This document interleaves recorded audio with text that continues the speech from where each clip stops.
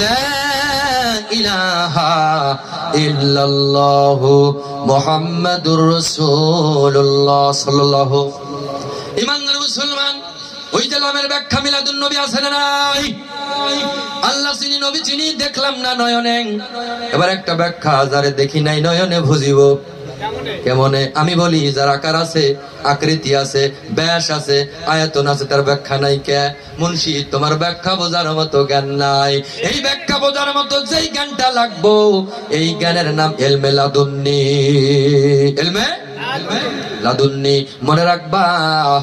ইলমে লাদুন্নি শিক্ষার জন্য একজন পয়গম্বরকে যেতে হয়েছে আল্লাহর ওলির কাছে। ইলমাল ইয়াকিন, ইয়াকিনের ট্রেনিং দেওয়ার জন্য জলিল কদর পয়গম্বর মুসা কালিমুল্লাহ যখন বারবার আল্লাহকে বললেন, রব্বি আরনি, আল্লাহ আপনারা দেখতে চাই।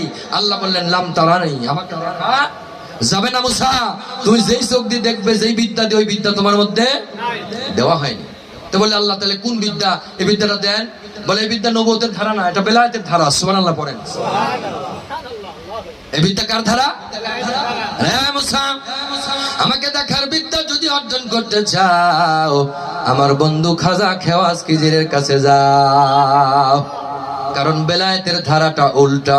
বেলায়েতের ধারাটা সুখে দুঃখে আমি তোমার মুখ দেখিয়া শান্তি পাই, আমার কেহ নাই। সুবহানাল্লাহ পড়েন। খুঁজতে যায়া আল্লাহ নবী, সামনে পাইলাম মুর্শিদ ছবি গো।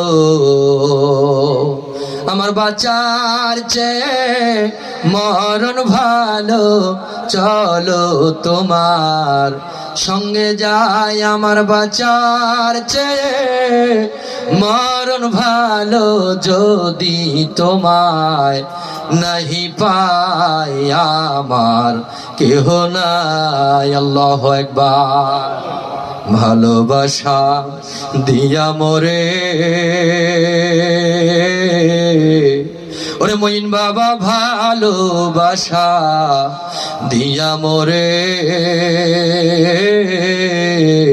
বাদিয়াছ প্রেম ডোরে রে।